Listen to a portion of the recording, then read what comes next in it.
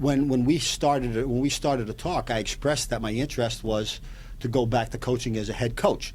And his responsibility is to put the very, very best product that he can on the field. So when we started to have these conversations, I think, frankly, there was enough interest both ways for us to have another conversation. Subsequent to those conversations, we've had 4 dinners. He's visited me up in Nebraska, at practice actually a couple times, and we would talk afterwards in terms of what was going on. And the first real dinner we had was about 2 hours, and literally he didn't take a breath in terms of asking me one question after another, and every question was football related, and it were, how would you handle this? Every one of them was for the responsibility of head coach. So it didn't take me more than an hour or so to figure out I was actually being interviewed. But he also gave me the opportunity to ask him questions. So after a while, he said, look, these are the things we're looking for in a head coach. He said, you've got those. Now, we know you haven't coached for a little while, but we think we can assess the risk reward associated with that, and you're going to be hiring those coaches, and you can do that. And you know football. So frankly, we think this is a win-win.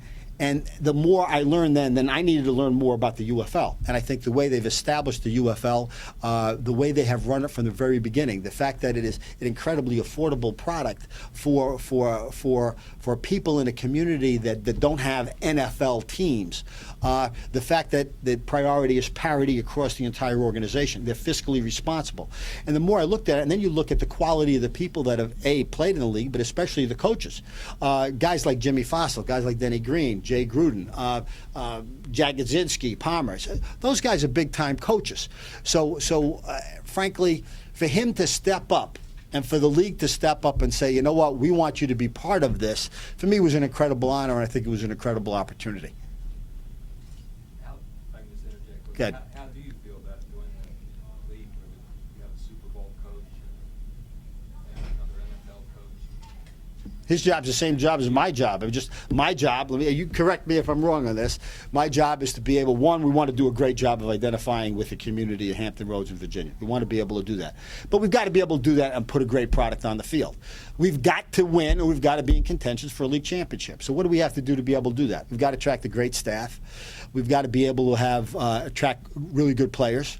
We've got to be able to put them together in a cohesive system, both offensively, defensively, and kicking-wise. They've got to be in good condition. We've got to have good training. We've got to know how to be able to do this. We have to know how to be able to game plan. We have to know how to be able to teach and motivate, unite, and excite.